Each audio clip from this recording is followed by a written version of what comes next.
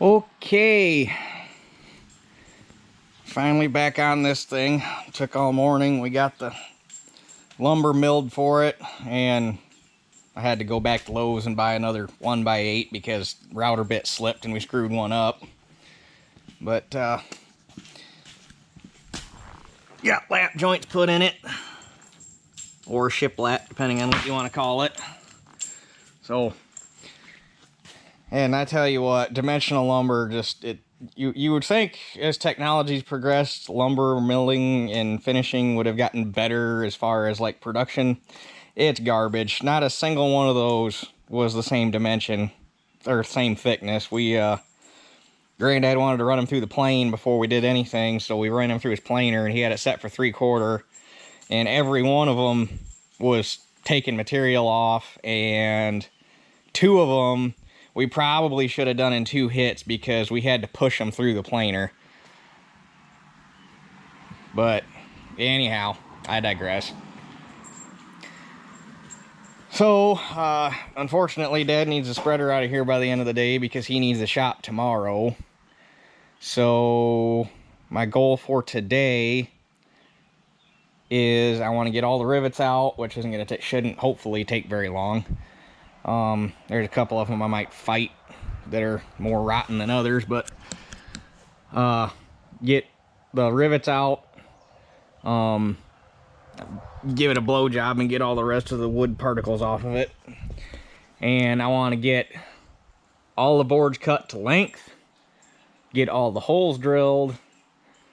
That way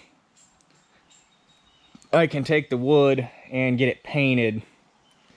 That way I'm not fighting manure residue trying to get the wood painted. That way when it comes time to do the rest of the spreader, all I gotta do is pull all the wood out, throw it in a pile, it's ready to rock and roll. And then when I put it back in for the final time, I can go through and hopefully make some new idea stencils and letter it up and everything. But for now, the other thing I think I'm gonna, because I've been thinking about it for the last couple days about exactly how I want to handle the wood. Because before, the whole thing would have been painted inside and out. But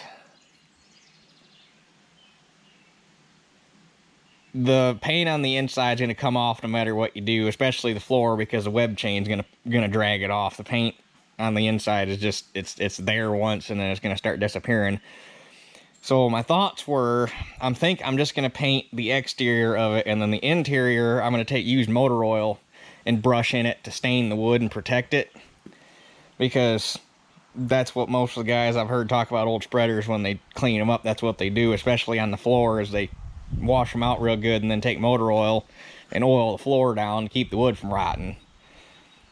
Plus, I kind of like the dark look that motor oil gives wood. It kind of brings out the grain structure like a stain would, but it offers really good protection and it's cheap.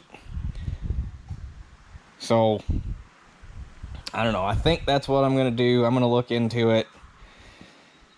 I'd really like to use the same paint on the wood that I'm going to use on everything, the same automotive paint, but that way I only have to buy one kind of paint, but I don't know if it's going to work out that way. I know for sure, because Dad watches Engel's Coat Shop a lot, so he's all up in that, and I guess you want to be damn sure to not use latex paint because it'll rot the wood, so latex is out. You want to use an oil-based paint, so I'm going to have to see what my paint options are. The number I have for the paint code is a Sherwin-Williams number, so I should be able to go to Sherwin-Williams if nothing else and get an oil-based paint to use on it. What the hell's coming down the road?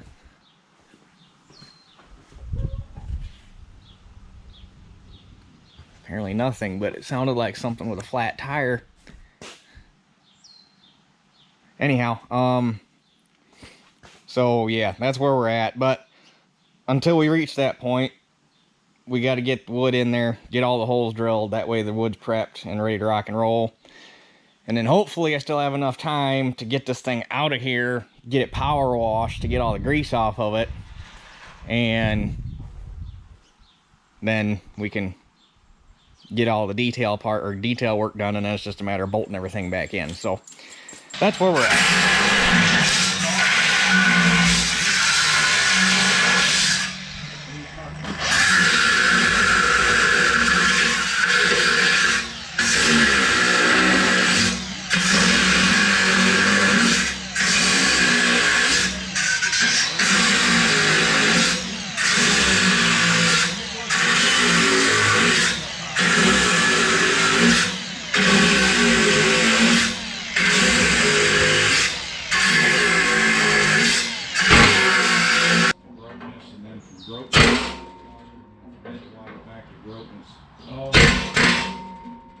He lives in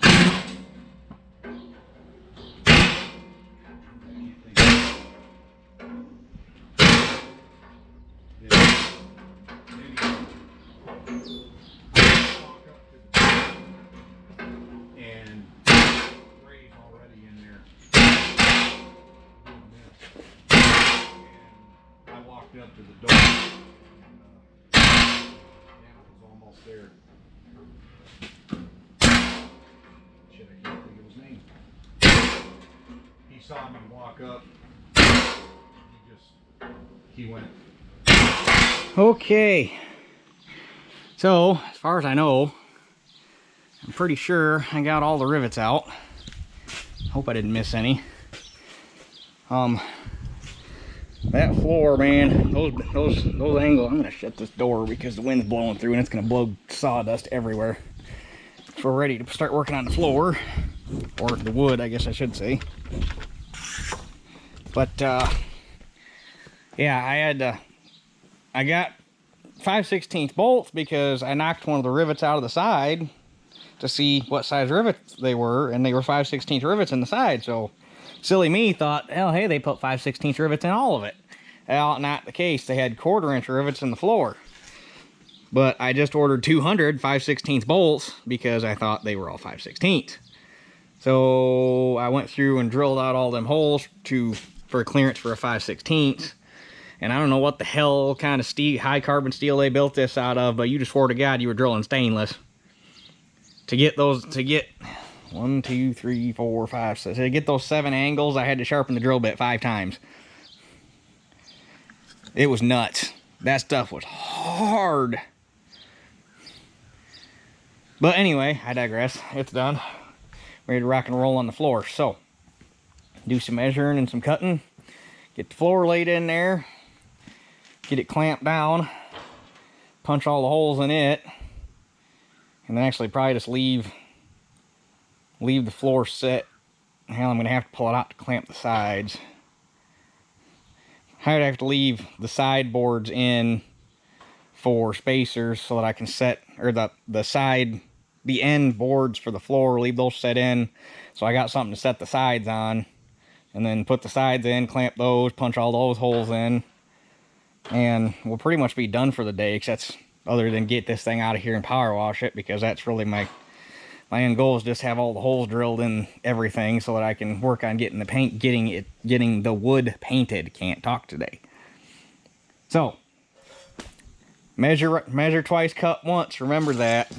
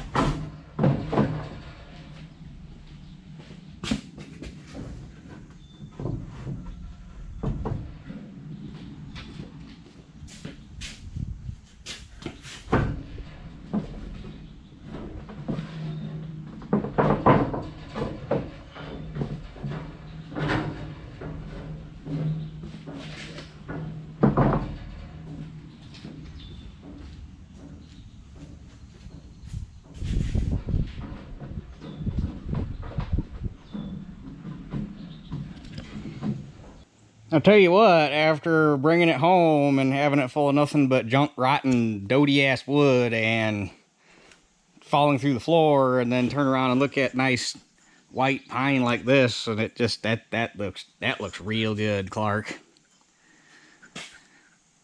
And fun fact, I don't know if they did it on purpose. I gotta believe they did it slightly on purpose, but I don't know. You'd think it wouldn't be that hard to screw up if they didn't. But this thing is ever so slightly wider at the back than it is at the front. At the front, I'm tight between the two side rails. At the back, I'm about a 1/4 inch aside, narrower. And the boards are straight. And it's odd that it's even down both sides, so I'm wondering if they built these things slightly wider at the back to aid in unload, that way they don't wedge. That's just a theory, but it's a theory that would make sense. Is you build them at a slight taper, opening up toward the back to help clean out. So I don't know. But anyway, now I get to crawl under there with the old drill and punch all the holes in. Fun. Okay, I got the first side in. Ended up having to go and rip a 1/4 inch off of this bottom board. And we went and ripped, I don't know how well you can see it, you probably can't. Well, I'll show you right here on this board that's not in. That one? Yeah, that one. Ripped a 45 on this top edge right here so that it would slide up inside that radius better to give me a little bit more fitting room. So, and it was a little tough because I'm pretty sure this center board's got a little bit of a bow in it, which is why there's that gap right there. It's touching there, and it's touching in a couple spots, but it's a little wide right there.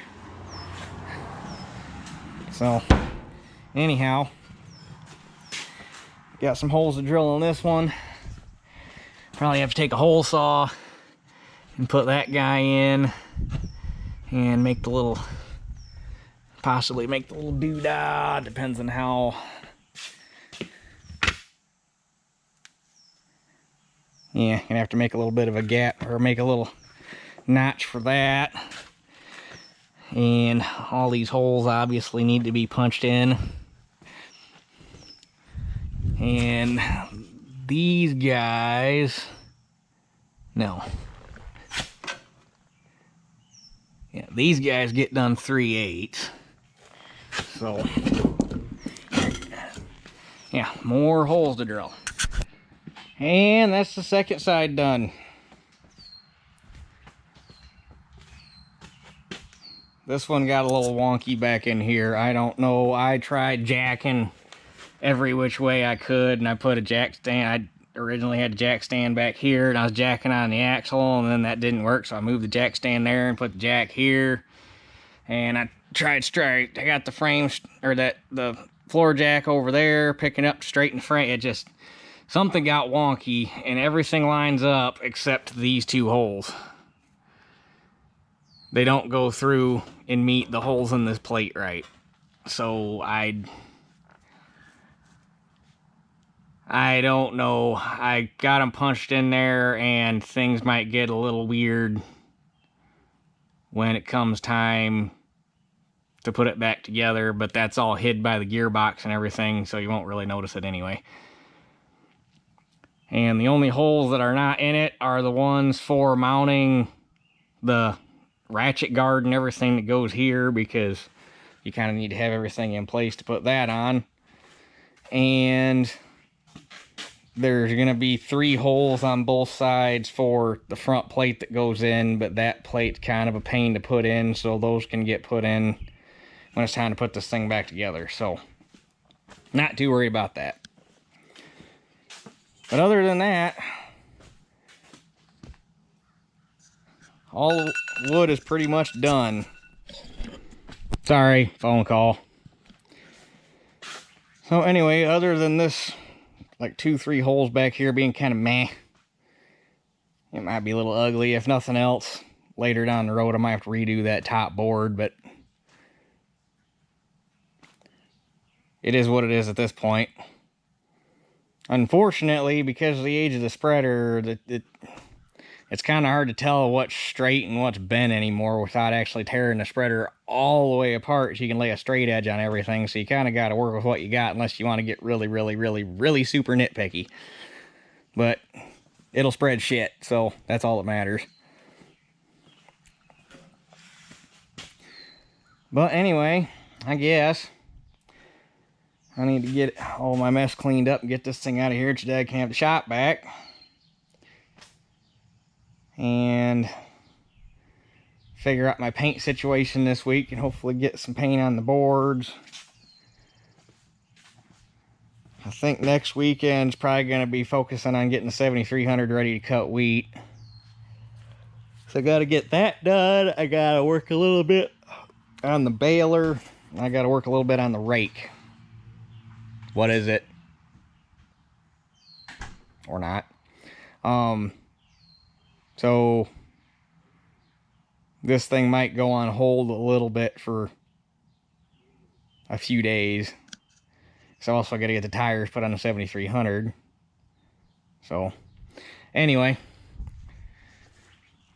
we're at a good stopping point anyhow. So I guess that's it for this one. We'll catch you guys on the next one. Okay, so quick update. I was putting tools away. I'm going to take the jack out from underneath the corner of this thing.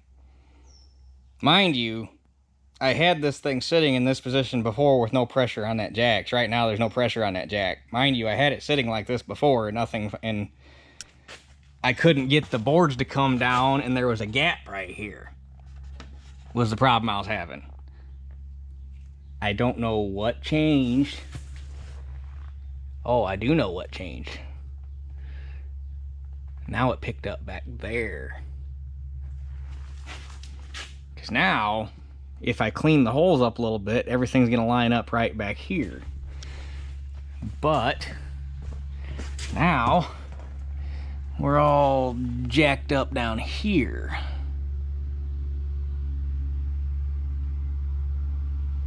So it's almost like I need to have jack stands on both sides and take the loader or something and push down right at the axle, because it's almost like it's bowed and tipped back at the axle, and I bet that would solve my problem.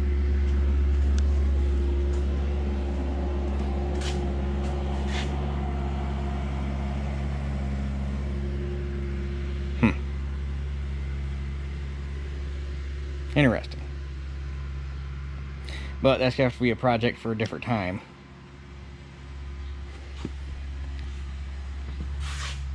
Because all these holes, everything, all the holes that up to this point will line up as long as it's sitting flat on that bottom board, which it was when I drilled all the holes.